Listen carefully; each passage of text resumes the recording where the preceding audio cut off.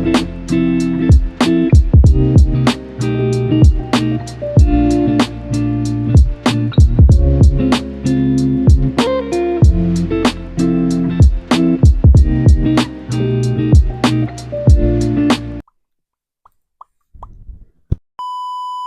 guys, what is up? It is Lavender and welcome back to my channel.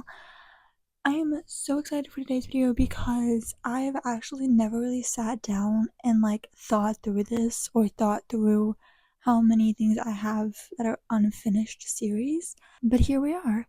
And it turns out I don't have a lot of series. Actually, I thought I had way more than this, but I also haven't started some series, so that is also probably why there's not as many series on here as there should be. These are just series that I have not finished. I have started them. Speaking of which, that is the title of today's video, which is basically going through all the series that I have yet to finish, that I have started but just haven't finished. And I do have a problem with starting fantasy books. Well, more so picking up fantasy books that are series or that later become series. Forgot one. Let me go get that one. This is all the books or series that I have left that I have not finished, but I have started them. Starting off with this monstrosity, I actually have finished or have yet to finish 2 of the books in this series. But that is the Throne of Glass series by Sarah J. Maas. I started the series. This is the first big series besides Harry Potter that I started reading back in 2022, I think, 2021 maybe even. I don't know. So I actually have read quite a bit of this. I just have I think two more books that I have not completed that I have been wanting to read. But the thing is I kind of just knew that I would have to start all over again because I've forgotten so much of what is in this book, or the different kind of little hints or kind of little wrap-ups that the author gives you throughout each book as you progress. And so because of that, I had it in mind to do a little bit of a reread here on YouTube, where I kind of will put, I don't know if I want to do a whole video dedicated to this, or if I want to just put in one of the books kind of sporadically throughout my TBRs. But anyways, at some point they will be getting reread, and I actually am going to be picking up the new covers, which I have one of them already, but I'm going to be picking up the new covers that I have the old covers for, and the other book that I have not picked up yet, so that way I can annotate those books, because I have not annotated, or I started annotating this series I think at the Queen of Shadows, maybe, or no, it was actually Crown of Midnight that I did that, and I think I was getting into annotating, so I didn't really know what I was doing, so I kind of was like, do I not? Anyways, so I really want to pick up those books, or the newer cover of these books, and annotate those covers instead of continuing on with the old covers. Anyways, to talk a little bit about what these books are about, let me get these books off my lap so that way they're not weighing me down. So in the Throne of Glass series, we are following Selena Sardovian as she is taken out of a prison world in a salt mine, or prison camp in a salt mine. And she's taken out of this to be brought up before the Crown Prince Dorian, I believe is his name, offered her to be to pretend to be his royal champion kind of person for some sort of competition that they do. And she's offered this at a price. If she wins the thing, if she actually wins it and doesn't have to just pretend for it, but actually wins it, she is offered her freedom after 4 years, after she serves him for 4 years, mind you. So this is all great, fun and games, whatever. But that is until she actually meets the competition, which are a bunch of men who are basically the same person as her, which are thieves, assassins, and warriors. So each of these men are sponsored by each of the king's councils. And so this is all whatever, fun and games, until one of her competitors ends up dead. And this soon quickly follows by another. So So she basically decides to figure out who the heck is killing these people before she is next, because inevitably she thinks she's going to be next. Though throughout this whole series, she's kind of figuring out different parts of her life that weren't, told to her. And I think if I remember correctly from reading this the first time, I think Crown of Midnight is where we kind of get the big, and we're just like, oh. So I'm super excited to get back into this world because I actually ended up just finishing yesterday night, or last night rather, Court of Silver Flames, which I have so many opinions and so many thoughts on, but you guys will hear that in the January wrap up, I think, if I read a couple more books. But I have, or in another vlog, I don't know, but I have so many thoughts and opinions on that book, so I'm really excited to jump back into her world because I love her story building, her writing, her just overall how she creates these characters in books. And I never really quite got immersed into her books because I was kind of so still new to going back into reading that it kind of wasn't like an immersive thing for me. It was more of like, get my mind off this thing. So the next series that I have yet to finish is the Carvel trilogy by Stephanie Garber. Now I do have the second book in this trilogy because I kind of decided to go back and try it out a second time. I did end up finishing Carvel, but I didn't really like it as much as I thought I would, and I really think it's because I read the book at the wrong time in my life. So anyways, so I'm super excited. I actually have a video planned for both Carvel and the Once Upon a Broken Heart trilogy because I like seeing book dedicated vlogs. So I'm really excited to do a kind of part 1 and part 2 of these series and see, or these trilogies, and see and talk about my final thoughts, my final opinions, if I actually do like the series or if it's just like a not for me trilogy or whatever. Basically, this story is set in a competition kind of setting where it's actually in a kind of carnival game like setting where the game itself comes out, or is an annual game. However, Scarlet, who is the main character, she is basically writing to the Master Legend himself for 7+ years. And she waits a response every year to be invited because this is a invite only kind of situation where you can't just come up to the game and be like, oh hey, I'm gonna do it now. You have to be invited by the Master Legend himself. She writes to him, kind of expecting something, but knowing in the back of her mind it's not going to happen. After she ends up breaking off the engagement or the marriage with a count that her father actually set up, she ends up actually being written a letter, an invitation to the game. And she doesn't really want to go at first because she kind of, it's going against her father, it's going against what her father wants, it's going against what her family wants. And she kind of is like, this is just a game. I'm not gonna go. Like, what the heck? No. After just writing to him for 7 years, which is insane. Anyways, and so basically after this, she finally decides, you know what, whatever, I'll go to the game.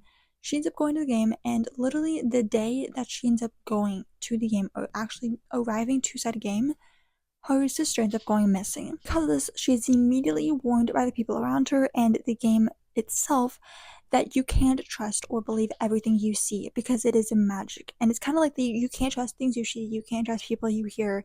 You kind of have to go on your own instincts and your own kind of how you feel. Her grandmother ends up actually playing in the game a while back, and she ends up winning. And she talks, and Scarlet kind of portrays this, image of, she talks a lot about it. So, and she talks a lot about it being magical and being wonderful and all of this and that. And she's trying to find that and trying to hone in that spirit, even though she ends up figuring out not everything is as it seems. While playing the game that he set up and trying to find her sister and make sure she's, okay, she ends up figuring out that this place is not as utopian or not as glamorous as it seems on the outside. It's kind of one of those things where on the outside it seems all glamorous, it seems all this and that. And then on the inside it's like, oh, that's not correct. Actually, it's the exact opposite.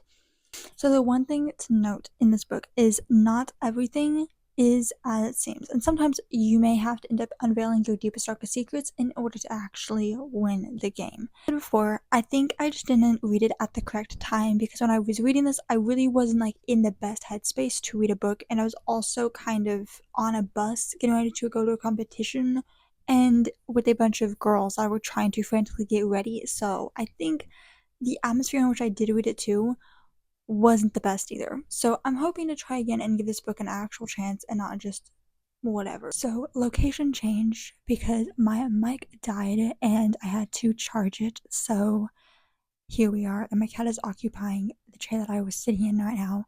So, like I was saying, with Once Upon a Broken Heart, this book is basically following in the beginning a broken-hearted Evangeline who is just going through some tough times because she isn't really seen by her family as a person or as a sister or daughter beside her sister Marisol.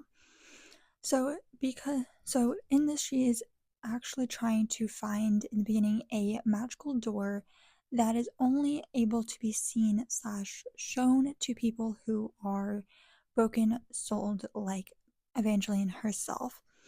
So during this, she ends up stumbling into a church, and because she's so brokenhearted, and she decides to pray to one of the fates, which is the Prince of Broken Hearts, which just so happens to be Jax. Fates are basically like a fae in real life where you shouldn't really talk to them and or make deals with them just because you never know what you're going to get into and or what's going to be the price to pay.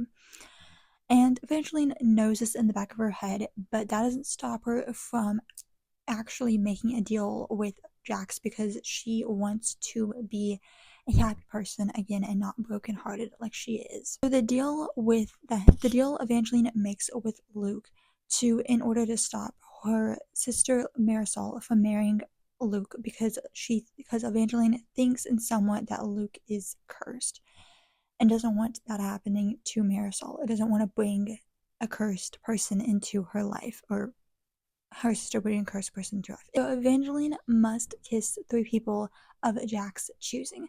And after she completes this, she basically soon realizes that she's probably in over her head a little bit because it does happen. It does stop. It does. Jax does end up stopping Marisol from marrying Luke, but that is only because Jax turns her family into stone. And the catalyst for the rest of the events is the fact that not only does Evangeline drink a certain wine, but also she decides to go along with, or she gets roped in with Jax to go to another world. And that's as far as I know from reading this book. And from there, we kind of figure out stuff about Jax's world and stuff about Evangeline's world. And I guess they start to form a relationship, is what I've heard. I'm not sure. But like I said, I am thinking about doing a kind of like a part 1 and part 2 of reading these 2 trilogies, Caravel and Once Upon a Broken Heart, just because I think it would be fun to see and to film my opinions and reviews on said series.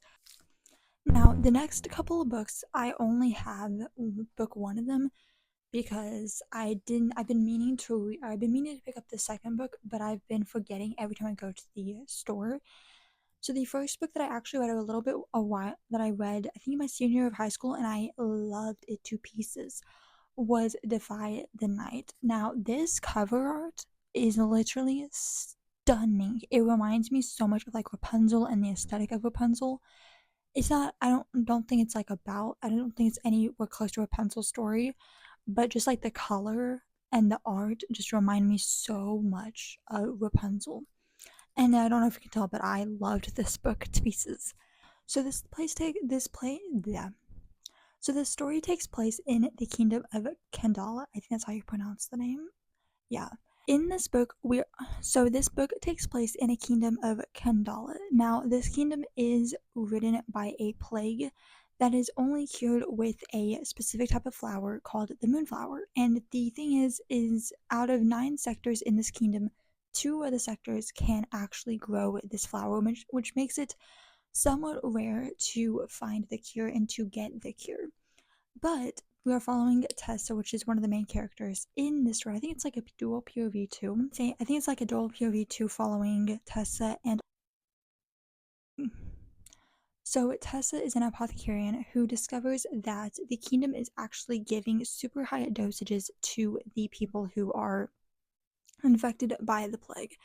And because of this, she decides to create or to she decides that she is going to get the moonflower, which she's able to do, and kind of in a way go behind the kingdoms these correct dosages to the people who are sick because she wants to help the people.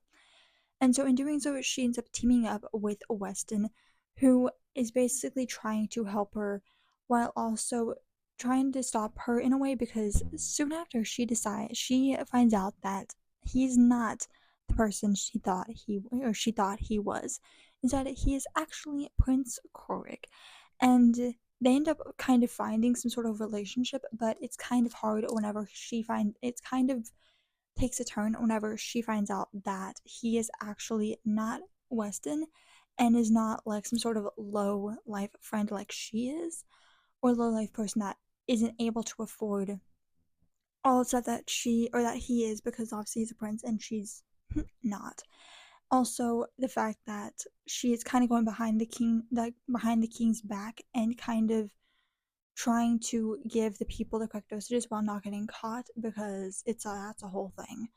But I absolutely loved this story, and I honestly don't know why I have not picked up the second book, which is Defend the Dawn, because both of the covers are absolutely the second book, which is why we're creating this series, I guess. So the next book is These Hollow Vows. I actually think read this last year, last January. It was the first book I ever actually read last January, I think. And I did enjoy it. It was sort of hard to get through at some points, but I actually did fairly like it, or fairly enjoy it, as you can see by my annotations, which I freaking love. So in this book, we are following Bree, and Bree is kind of used to the dark and has a home in the dark because she has a power where she can kind of go into the darkness and not be seen or noticed. But she has been able to blend into the dark and become kind of one with the dark without being noticed by the people around her. So because of this skill and because of this kind of power she has been able to master the art of basically being a thief, stealing from people, going behind people's backs, all kind of stuff.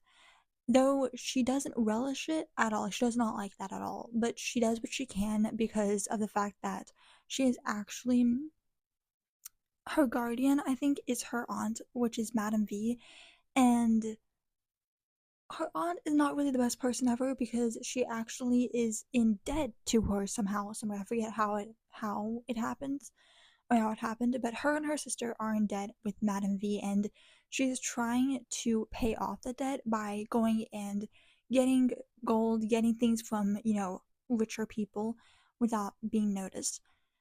However, that doesn't go according to the plan because for some reason, her aunt decides to sell her sister to the High Fae King, who is not the best person ever. And in order to actually get her back, she has to use this skill of hers that involves going to the shadows and darks and whatnot. And she has to kind of go and do that and all throughout these things. And the only way to be able to get her sister back is to get 3 objects from the Sealy Court, which is actually the rival court of whoever this High Fae King is, and they aren't very likable at all. And in this, she ends up kind of running into, as you can see, there's 2 males on the cover. I'm not sure which is which, if I'm being honest. But she ends up running into 2 of these males that are on the cover, and she has to kind of become one of their wives, or be one of their brides, or pretend to be one of their brides. And it all goes downhill from there because things are revealed that are kind of like backstabbing things that things you don't want to be revealed whenever you actually end up trusting somebody, if you know what I mean. But I am absolutely like thinking back to when I read this now, I'm actually like really interested in reading this, so I don't know when it's gonna happen. At some point it's going to happen. And the last kind of duology slash series that is in the fantasy realm of things is actually a book that I recently finished. I think it was last month, and that is Heartless Hunter. Now, the second book is coming out shortly, or yeah, it's coming out soon, which is Rebel Witch, and I have heard nothing but great things about this book, which is why I read this book. And I literally, like, I'm telling you, there was a part in this book where I literally almost cried. Basically, in this, we are following, we are following Rune, who is a undercover witch hunter person thing. She's a witch herself, but she does not say that to other people because witches are kind of those species. Wow, there's humans that are killed by witch hunters, which that is what I damn it, how did I already forget half of these people's names? In this, we are following Rune, who is the undercover Crimson Moth, who basically is pretending to be a witch hunter so she can kind of protect herself and also her fellow witches. Because after her grandmother died, and she actually was a reason why her grandmother died, she has decided that she's going to protect the witches by pretending, like I said, to be in the revolution, which is what they call witch hunters. And because she is trying to, because one of the witches that her grandmother was close to and said that she can gain a lot of information from, ends up being arrested and almost killed by the witch hunters. And because she's trying to figure out where they put her and how to get her, she ends up falling or trying to court Gideon Sharpay, which is actually also one of the, I think, captains. I think I remember him being a captain of the witch hunter sort of thing. And because he's also trying to find the Crimson Moth and try to stop her, just because she's making his job a lot harder in some areas. They basically are kind of like, without knowing what the other's trying to do, court each other, but they end up actually falling in love. Even though Gideon isn't trying to fall in love at all, but it just happens. And in this, I think it's Alex, his brother, is actually wanting to court Rune and actually wanting to marry her because he's deciding, you know what, you don't deserve to be in here. You don't deserve to have this life. You should come with me to the island, another island that doesn't, do this kind of stuff to witches. And while that's all fun and games, she's like, but I can't go because I need to save these witches. And does eventually end up trying to court. She ends up getting engaged to Alex because of the things that Gideon said behind her back, even though he was trying to get her off, he was trying to get his friends that were trying to say, you should court Rune, and he was trying to get the people that were trying to say, hey, you should court Rune, to figure out if this is, if this is a Crimson Moth. And in doing so, he falls in love, but he doesn't want them to know that because then it's like, are you being biased towards her? Like, what's going on? All that to say, I'm not going to say who, but someone ends up dying. Because that is a spoiler, I feel like. Someone ends up dying, and it's basically just a very, okay, what's happening now? Because she actually does go to the island. Gideon may or may not actually go and try and either be with her now or try and actually kill her for once. Now on to the romance. So the first romance series that I need to read is actually one that I'm super interested to read because I think all these romances follow the same people within the story, but different characters. First one is Icebreaker. I have Icebreaker, Wildfire, and Daydream, and I'm super excited to get to these because look at the covers. You cannot tell me, this is a weird way to show it, but you cannot tell me that is freaking. I think Daydream might be my favorite cover because, I'm maybe biased because there's a library in the background, but it's also purple/blue, and those are my two favorite colors. Each of these books follow different characters within the story. So this is actually the Maple Hills trilogy. So I have here the next book in Icebreaker, which is Wildfire, and this book follows Russ and Aurora as they kind of end up falling in love together.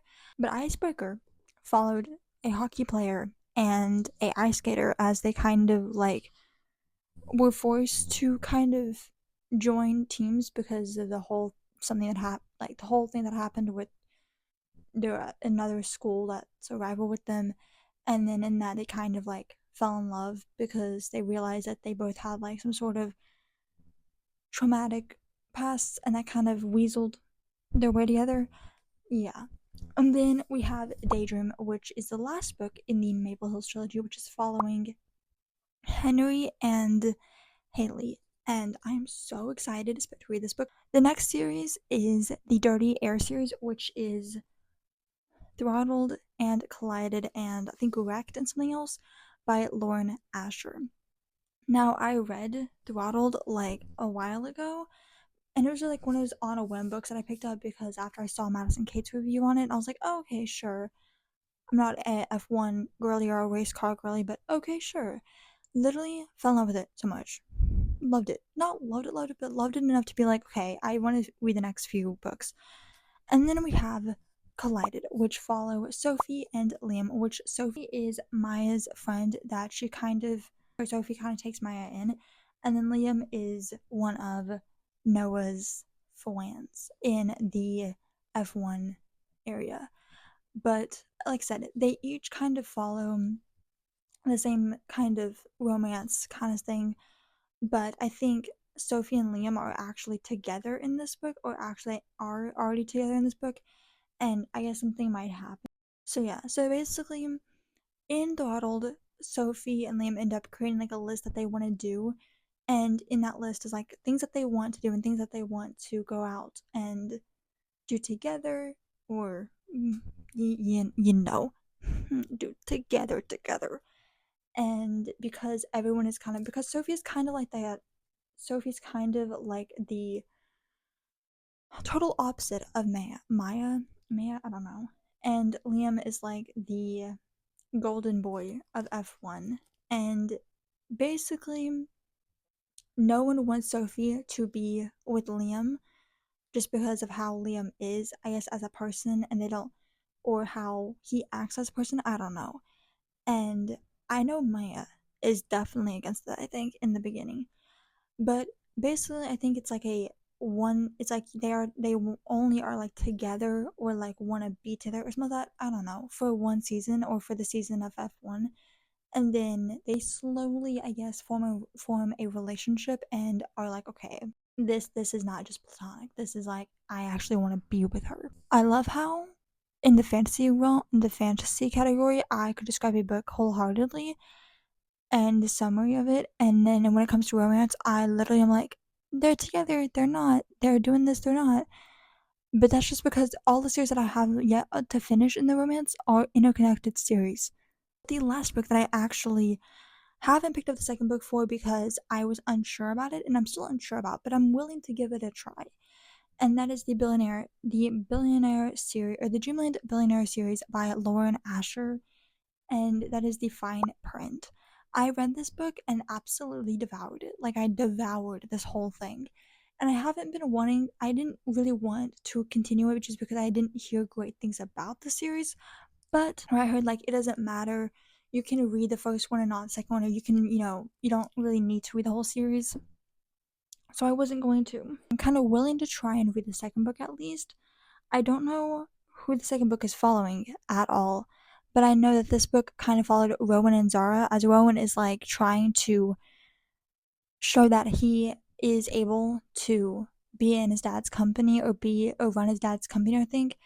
And Zara is like wanting to find a different job away from her ex or whatever, who basically decided to ruin her kind of overall ideas of what she wanted. Um, and she's very good at drawing, very good at, creating things, and basically in that they kind of be person and the sunshine collided together.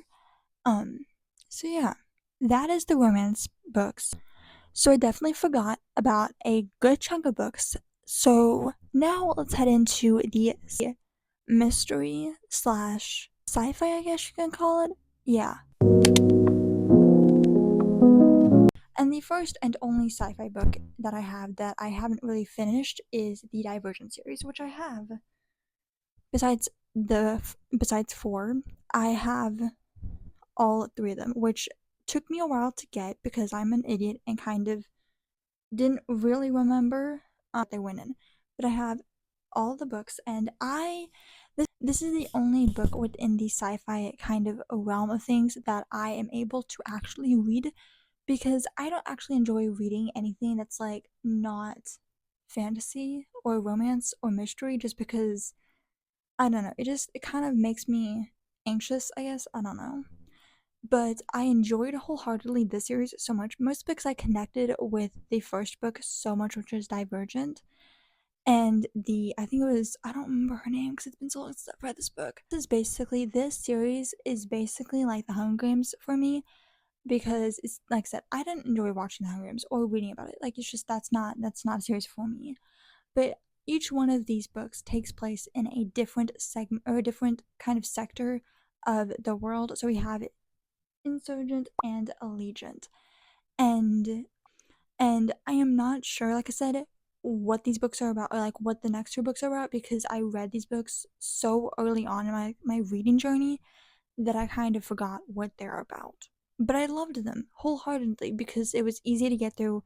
Writing was easy, fast paced. But yeah, that is pretty much the first book and the only book in my sci-fi genre of things. Because I'm also not going to go through these books through the next section of books, which is the mystery books, too much because I've talked about them so much in my channel recently that I don't feel the need to really explain in depth what they are about. I'll give you like a brief, very brief synopsis. So the first book is the Naturals series, and this basically is like Criminal Minds for teenagers, if we're being completely honest. So the first book follows Cassie as she kind of navigates through the new program of the Naturals and her ability to read people. And the second book, Killer Instinct, follows, I think it was Dean. The next book kind of follows Dean as trying to navigate a case that is extremely alike to his father's case, which his father was a serial killer. So he kind of is like trying to navigate it while also trying to figure out is he like his father who was like a serial killer. So yeah, loved this book so much. Also like the way she writes like love triangles and love interests and relationships is just so freaking good because you're like, who do I actually want to root for? I don't even know. Like I don't even know right now. But yeah, super excited to continue reading this series. And the next series, also following Jennifer Lynn Barnes, is the Inheritance Games. I have all three books and I just have to finish the final gambit, but I absolutely love the series so much. It's a great, like, sort of dark academia mystery series that you can read. Like, I would definitely read during the fall because it just gives off such fall vibes and like the dark academia vibes. But basically, in the series, we are following Avery Grams as she is given a letter that basically says, "Hey, come up to this estate because we have something to give to you." And that something is the whole estate and money and whatnot of Tobias Hawthorne. And she's trying to figure out throughout the series why Tobias would give her all this money and why he wants to give her all this when she doesn't even know him or doesn't even think she knows him. And throughout the series, she's uncovering family secrets, things that, other family secrets. She basically is kind of like digging up a lot of things, which in her rightful, place, she is able to because she doesn't know why the hell Tobias Hawthorne would give like a nobody like her who didn't even know him at first all of this. And in that, she's also fighting between three boys who are kind of one doesn't want her to be the Harris or the person who is getting all this money and getting all these things, and two others who are trying to figure out their path or their life story or what has happened, with their parents or whatever. And then also a third one who is basically trying to be her boyfriend. Yeah. So I'm super interested to see what the final gambit has because it's like wrapping up the whole entire story, and I'm just super interested and curious to see if Avery actually ends up with one of the boys, and if so, what happens, and then also does she actually end up with all the money still, or what is going on? And the last and final series that I am yet to finish, that I'm super excited to finish because I'm so excited But I'm very sad because I loved this series with my whole heart, and that is the A Good Girl's Guide to Murder series. I have yet to pick up the third book, but I did end up finishing and reading Good Girl Bad Blood last fall, and I absolutely freaking loved it, if you can't tell. This story is just like the way, like, from somebody who doesn't like to read true crime books or movies or whatever, or just doesn't like listening to all that kind of stuff, because it's like, I do, but I do only because of the psychology behind it, if you know what I mean. This series is so great because it kind of makes it easy to understand as well as follow, and also you kind of start to relate to the main character, which is Pip, while she tries to investigate all these cases of people going missing that are in her life and not in her life, and while also she's uncovering town secrets.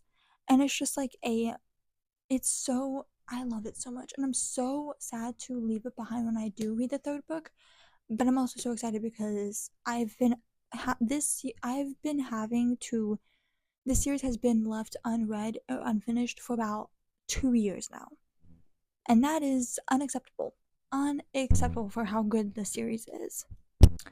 So that is all the series that I have yet to finish and read, and that I'm in the middle of. And like I said, it's not too much. Like, it looks like a lot 'cause there's a lot of books around me, but it's actually not too much when you really, really think about it, which is very surprising because of how much I find myself picking up a book, especially in a fantasy genre, and it has 5 more books along with it, or I read it and I'm like, oh wait, the author came out with the second book. Oh my gosh. And these are all the series, mind you, that I have wanted to finish. I still have series on my bookshelf right now that I do not know if I want to finish or don't plan on finishing anytime soon. But these are just the top priority. I need to finish these. I want to finish these. I have all the books now. So why am I not reading them? Kind of situation. But I hope you guys enjoyed this video. And if you have any series that you have not completed, please comment them down below, and maybe you'll add some to your TBR from this video.